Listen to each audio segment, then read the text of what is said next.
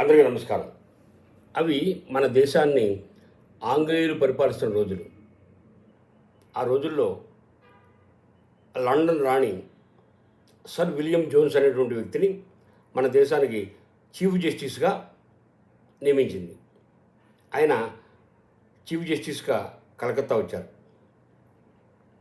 ఇతను ఒక విషయం పైన తీర్పు చెప్పాలంటే ముందుగా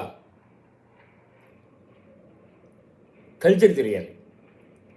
కల్చర్ తెలియాలంటే భాష తెలియాలి, సాంప్రదాయం తెలియాలి. ఉదాహరణకి ఒక వివాహం జరుగుతుంది అనుకుందాం. ఆ వివాహంలో వధూవరులు ఇద్దరు జీలకర్ర బెల్లం ఒకటి తరపైన ఒకటి పెట్టారు. అది ఒక ప్రక్రియ. ఆ తర్వాత మంగళసూత్రం కట్టడానికి ముందు ఏదో వివాదంతో పెళ్ళి అయిపోయింది అనుకుంటే అది పెళ్ళి అయినట్ట కానట్ట అనేటువంటి విషయం చెప్పాలంటే కల్చర్ తెలియాలి. కల్చర్ తెలియకుండా మనం చెప్పలేం. జీలకర్ర బెల్లం తల మీద పెడితే పెళ్ళి అయిపోయినట్టే. మంగళసూత్రం అనేటువంటి తర్వాత ప్రక్రియ. మంగళసూత్రం కట్టకపోయినా పెళ్ళి అయిపోయినట్టే. అది చెప్పాలంటే అక్కడ ఉండేటువంటి సాంప్రదాయం తెలియాలి, భాష తెలియాలి, అక్కడ ఉండేటువంటి సంస్కృతి తెలియాలి. ఇవన్నీ తెలియకుండా ఎవరు తీర్పు చెప్పలేరు. అందువల్ల ఆయన భారతీయ భాషను తెలుసుకుందామని ప్రయత్నం చేశాడు. కొంతమందిని అడిగాడు. అక్కడ ఉండేటువంటి వాళ్ళు ఏమన్నారంటే ఆ సమయంలో 1682 భాషలు ఉన్నాయి. అంటే భాష అంటే మాట్లాడేది. కొన్ని ప్రధానమైన భాషలు, కొన్ని మాండలికాలు ఉంటాయి. కొన్ని భాషలు వ్రాత ఉండదు, అవి మాట్లాడతారు. అందువల్ల అన్నీ కలిపి 1682 భాషలు ఉన్నాయి. అయ్యా, మీరు ఇవన్నీ ఎక్కడ నేర్చుకుంటారు? సంస్కృతం నేర్చుకుంటే చాలు, మీరు అన్ని భాషలు నేర్చుకున్నట్టే అన్నారు. ఆయన సంస్కృతం నేర్పమని అందరిని అడిగాడు. ఎవరు నేర్పమన్నారు. ఎవరు నేర్పలేదు, ఎవరు ముందుకు రాలేదు. ఇక ఆయన తిరగని ప్రదేశం అంటూ లేదు. అన్ని ప్రదేశాలు తిరిగాడు, కానీ ఎటువంటి లాభం అతనికి లభించలేదు. అలా తిరగ్గా ఒక చోట ఒక పండితుడు దొరికాడు. ఆ పండితుడు అన్నాడు, అయ్యా, నాకు పూర్తిగా రాదు, నేను ప్రాథమిక పాఠశాలలో సంస్కృత పండితుడిని, నాకు తెలిసిన కొంచెం మీకు చెప్తాను అన్నాడు. బాబు, అదే చెప్పు చాలన్నాడు. ఆయన చెప్పడం ప్రారంభించాడు. ప్రారంభిస్తున్నాడు, ఈయన నేర్చుకుంటున్నాడు. ఆయన చెప్తున్నాడు, ఈయన నేర్చుకుంటున్నాడు. కానీ ఎంత చెప్తున్నా ఆయనకి థ్రిల్లింగ్ అనేది రాలేదు. అంటే ఒక భాష నేర్చుకునేటప్పుడు కొంత థ్రిల్ ఫీల్ అవుతాం. కొత్త భాష నేర్చుకునేటప్పుడు ప్రతి వాడు ఒక విధమైనటువంటి ఆ థ్రిల్ ఫీల్ అవ్వాలి. కానీ ఇతనికి ఏం కలగలేదు. ఎందుకు కలగలేదు అని ఆలోచించాడు. ఎందుకంటే ఆయనకి అప్పటికే ఇంగ్లీష్ వచ్చు, గ్రీక్ వచ్చు, లాటిన్ వచ్చు, జర్మన్ వచ్చు, ఇటాలియన్ వచ్చు. ఇక్కడ పిత ఉంటే అక్కడ ఫాదర్ కనిపిస్తుంది, ఇక్కడ మాత ఉంటే మదర్ కనిపిస్తుంది, ఇక్కడ శ్వశ ఉంటే ఇక్కడ సిస్టర్ కనిపిస్తుంది, ఇక్కడ దుహిత ఉంటే ఇక్కడ డాక్టర్ కనిపిస్తుంది, ఇక్కడ సూనుహు ఉంటే అక్కడ సన్ కనిపిస్తుంది, ఇక్కడ చర్మ ఉంటే ఇక్కడ డర్మ కనిపిస్తుంది, ఇక్కడ కార్డియా ఉంటే ఇక్కడ హృదయ కనిపిస్తుంది, ఇక్కడ దంతా ఉంటే ఇక్కడ డెంటా కనిపిస్తుంది. కాబట్టి ఈయన వినేటువంటి ప్రతి పదం అతను తెలిసిన భాషలో ఇంకో రకంగా కనిపిస్తున్నాయి. ఇది చాలా ఆశ్చర్యానికి ఆయన గురి చేసింది.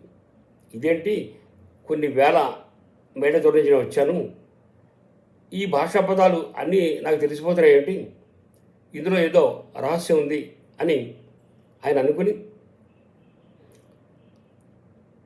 తన వృత్తిని కొనసాగిస్తూనే సంస్కృతాన్ని బాగా నేర్చుకుని ఆయన చివరికి సిద్ధాంతీకరించింది ఏంటంటే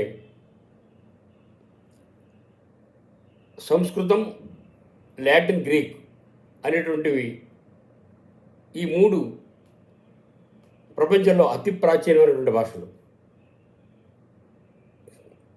ఈ మూడు భాషలు ఉన్నాయంటే వీటికి ఒక మూలం ఉంటుంది, మూల భాష ఉండి తీరాలి. అది మనకి లభించడం లేదు అని దానికి ప్రోటో ఇండో యూరోపియన్ పిఐఈ అంటారు అని దానికి ఒక పేరు పెట్టి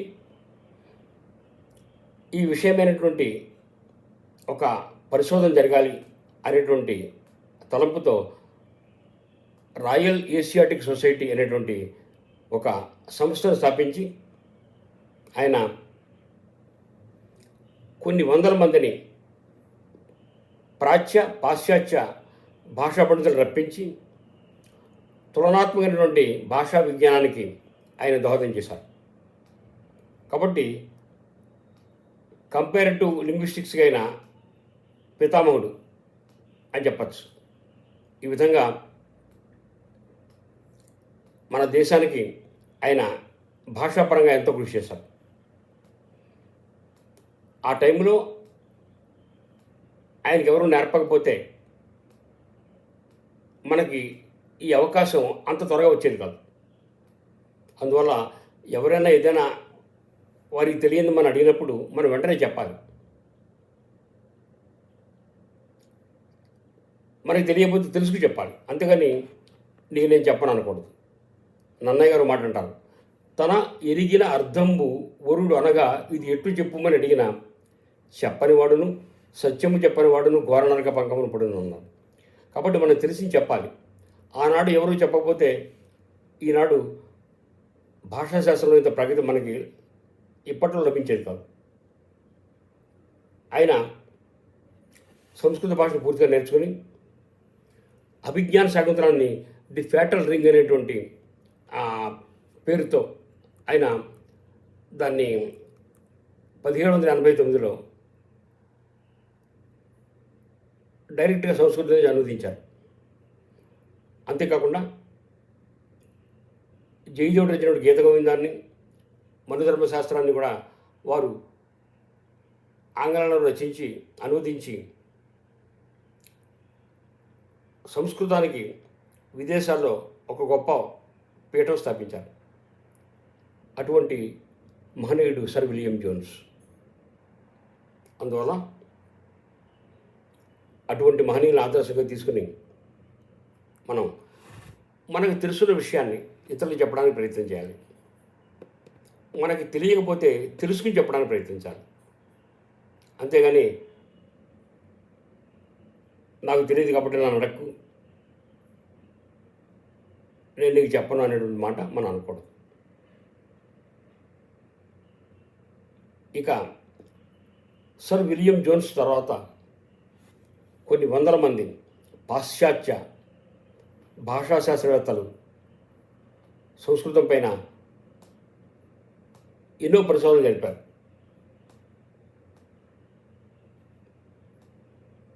వీటన్నిటికీ మూలకారకుడు సర్ విలియం జోన్స్.